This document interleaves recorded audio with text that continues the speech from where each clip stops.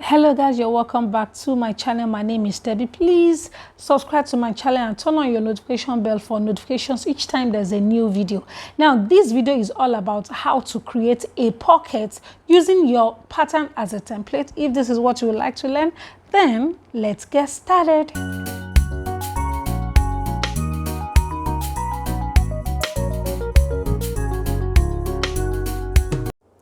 On this pant pattern, this is the front pattern, I had already removed a band of 2 inch or 1.5 inches or so.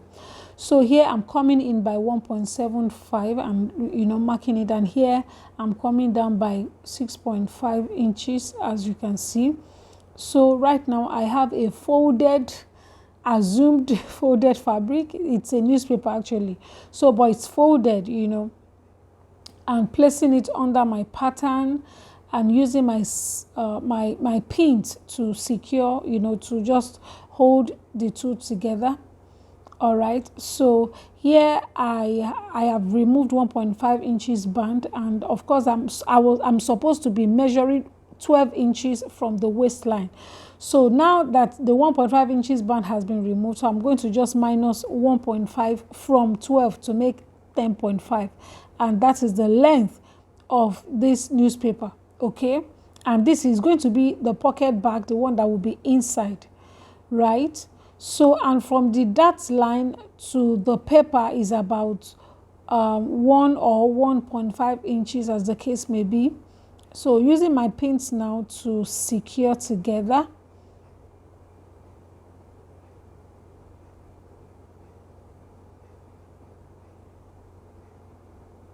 So now I'm going to be tracing with my pencil just exactly the shape of the pan by this side. This is the side front of the pattern.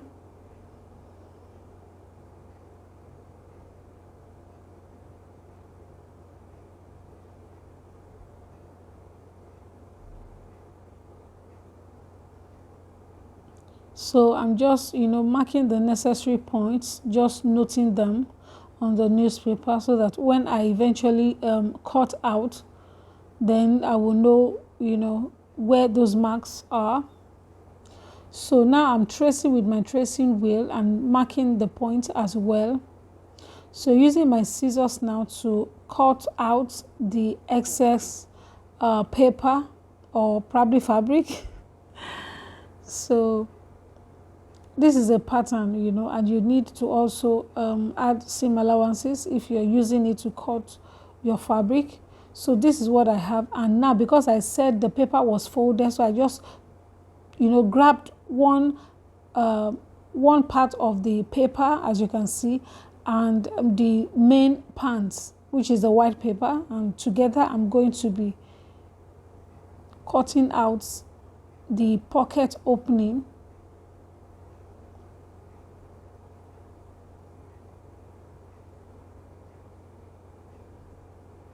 So this is what I have. Can you see? And of course I'm going to be holding it together. Can you see what I have right now? So this is going to be placed here at the end of the day. I'm going to be explaining to you how to do that later on in this video. So it's going to be placed this way. So all right, I am done with cutting out, and I'm going to just remove the pins so as to be able to just put this aside. And next for me is to bring the back pattern to also remove the band, because there has to be a band before you can decide to create a pocket. Okay, so and now I am removing this band and keeping it. Of course, I know you know how to do this. I'm very sure of that, because I have several videos on how to create a band, on my channel. So this is what I have. So guys, this is my front pattern, and I am going to go ahead and use this to cut my fabric. And me personally, it's very rare for you to see pockets on my garments, pocket on my pants, except the ready-made type, the one I bought. But usually if I'm making a garment for myself, I don't even think about pocket, because most times I don't even remember there's a pocket on my garments anytime I'm wearing it. Most times I don't use the pocket. I don't put anything there. I'm used to, you know, taking my purse anywhere I'm going, or my just small bag. Okay, so I won't be adding pocket, but I would show you how to attach the pockets, right? So if you need a pocket, there's no problem. You can, you know, attach your pocket, you know, for yours, on yours, and create a lapel. Sorry, a fly zipper here. It has to be here. I have a video on how to do that on my channel, right? So now to attach a pocket, we have drafted our pattern already, okay? So don't forget that this, I said, is going to be the lining, the pocket lining. So I'm assuming that this is my fabric, right? And it's my lining fabric, okay? But I want to also ensure that I have the same material that I use for this trouser to also be on the, you know, other parts of the front piece. For example, so now this is the pocket. This is the pocket and this is the band, right? So, and this is the front. The front come in this, while this is the back. And this is the seam line, the side seam line. So now the essence of this is going to be cut on a lining fabric. For example, my main fabric is blue and my lining fabric is black, right? So you can see what they have here, what I have here. The lining is black, pure black, and the main fabric is like gray, you know. So, and you can see it's the same fabric that is being used to finish up the other part of the front. Can you see that this one and this one is the front, okay? And it comes just 2 in 1 this way, okay? Before it is being attached to the back.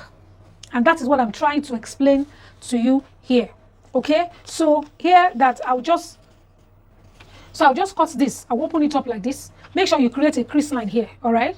With your iron. So I'll open it up like this. I'll fold my fabric, my lining fabric on fold. I'll put it on fold and open it up this way. Making sure that you have labeled here. This is the waist. This is the side front. Okay? So you place it and you have 2 of this, right? The 2 of this is meant for this part, this side and this side, the 2 sides of the pants.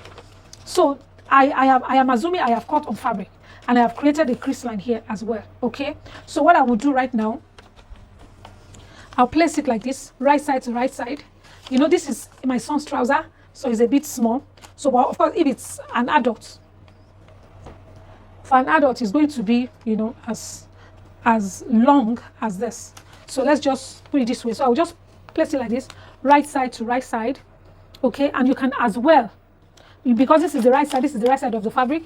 So you place it this way, and probably you can add interfacing here just to strengthen this part. This line, all right? So you place it this way and you sew. After sewing, then you turn it. You turn it in. So once you turn it in, it will be like this. Okay? It will be like this, right? So, and this will go in. By the time this one goes in, so by the time it goes in this way,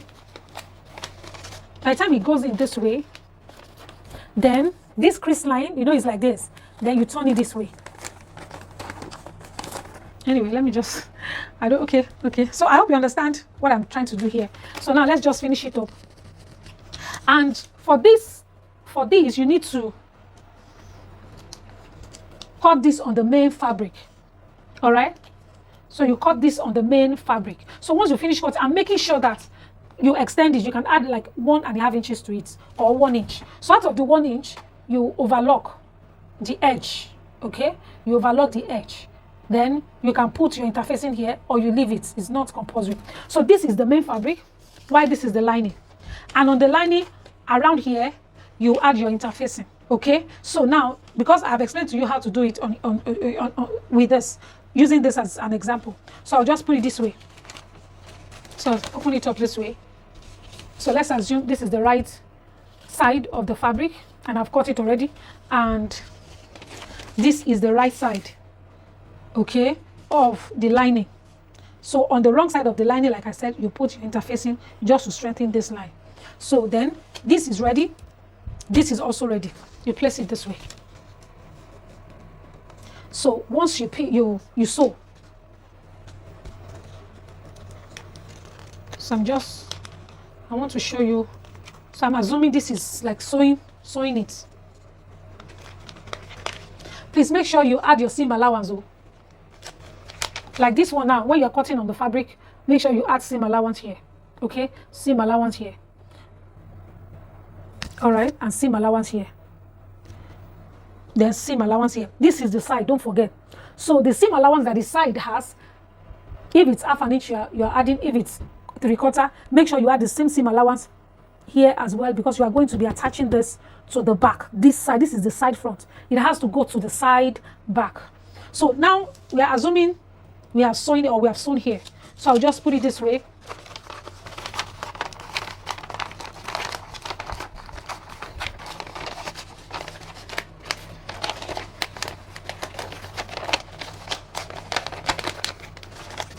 So make sure you align this. Align it properly. This way. Then, can you see? This is the crease line. You ensure you maintain the crease line. So this has to be well aligned. Okay? Then you place it like this. Can you see? So this is how it's going to look. Can you see that the front is complete now? So this is how it's going to be. Then you can top stitch this part, top stitch it. And if you want to beautify it, you can put stone or one beautiful like tiny applique or whatever, or trimming, you know, just to beautify, depending on the fabric you're using. You can beautify this line, but make sure you top stitch. So can you see? Then make sure that you also top stitch this side. If you don't mind, just secure it a little, tiny, like that, because you're still going to sew it with the seam allowance. You're still going to sew it this way. You are still going to join it to the back. So I'm just going to use my pin to secure. Can you see that the front is looking good, complete? And this is our pocket. Right, now, for this, and you know that this is a lining fabric, right? Now, I'm showing you this so that you understand it, and that's number one. And secondly, you can, if you are the type that is into ready to wear, if you're into ready to wear, this is for you, because your trouser or your pant has to be well finished. Okay, so you have to, so this is the best way to do it. But if you're just like, let me just sew and wear or whatever, you may not bother. Okay, but for a ready to wear trouser, this is what is being done. So like I said, this is the side, of course, SF, side front, and this is the waistline. So make sure that this pattern is placed on the main fabric of the trouser. Place it there, add 1 inch to it. Okay, so it will be like this. Add 1 inch or even 1.5 to it. Okay, you know you are going to add seam allowance, and do you know why it's like this? Because I have taken out of it. That's why it's like this. Okay.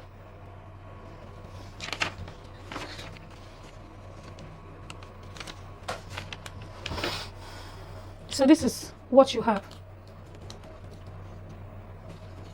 So then you add 1 inch to it, or you add 1.5 inches to it. Okay, out of 1.5 inches, you can now remove like 1/4 as to overlock. Okay, so you overlock it before you place it on this, right? So once you just do it this way, before you stitch this place down, before you stitch it down, you open it up this way and place it. You know, there will be an extension of 1.5 inches, and out of the extension, you would have taken like 1/4 to use to overlock. So once you just put it this way, okay, you stitch it down with maybe like 1/8 of an inch.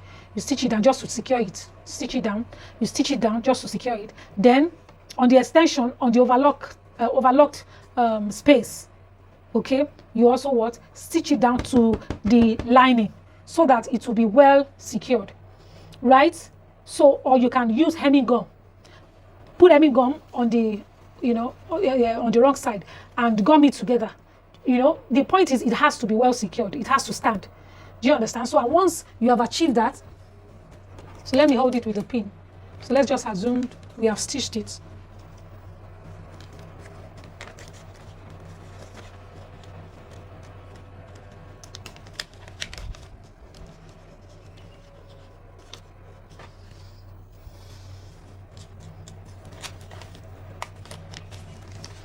So let's just assume.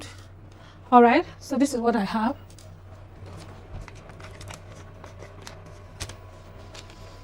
Okay.